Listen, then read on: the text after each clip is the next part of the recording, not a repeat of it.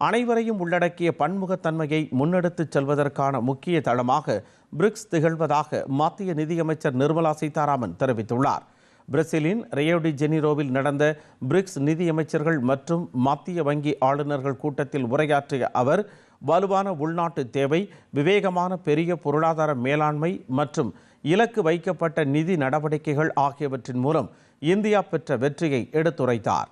BRICS என்பது அனைவரையும் உள்ளடக்கிய பன்முகத்தன்மையை முன்னெடுத்துச் செல்வதற்கான ஒரு முக்கிய தளம் என்று நிர்மலா சீதாராமன், குறிப்பாக உலகளாவிய நிறுவனங்கள் சட்டப்பூர்வமான தன்மை மற்றும் பிரதிநிதித்துவ நெருக்கடியை எதிர்கொள்ளும் பொழுது ஒத்துழைப்பை வலுப்படுத்துதல், நம்பகமான சீர்திருத்தங்களை ஆதரித்தல் மற்றும் தெற்குலக நாடுகளின் குரலை பெறுவதன் மூலம் அது ஒரு எடுத்துக்காட்டாக இருக்க வேண்டும் என்றார்.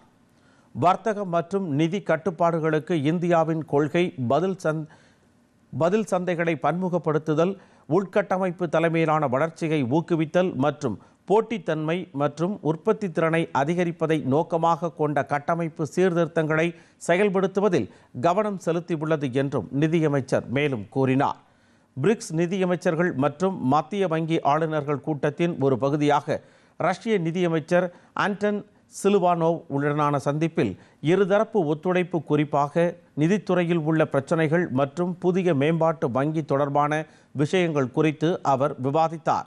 சீன நிதியமைச்சர் வாங் ஃபோனையும் சந்தித்த நிதியமைச்சர் சீதாராமன், உலகின் மிகப்பெரிய மற்றும் வேகமாக வளர்ந்து வரும் 2 பொருளாதாரங்களாக இந்தியாவும் சீனாவும் உள்ளடக்கிய உலகளாவிய வளர்ச்சி மற்றும் புதுமைகளை இயக்கும் தனித்துவமான நிலையில் உள்ளன என்பதை பற்றி எடுத்துரைத்தார்.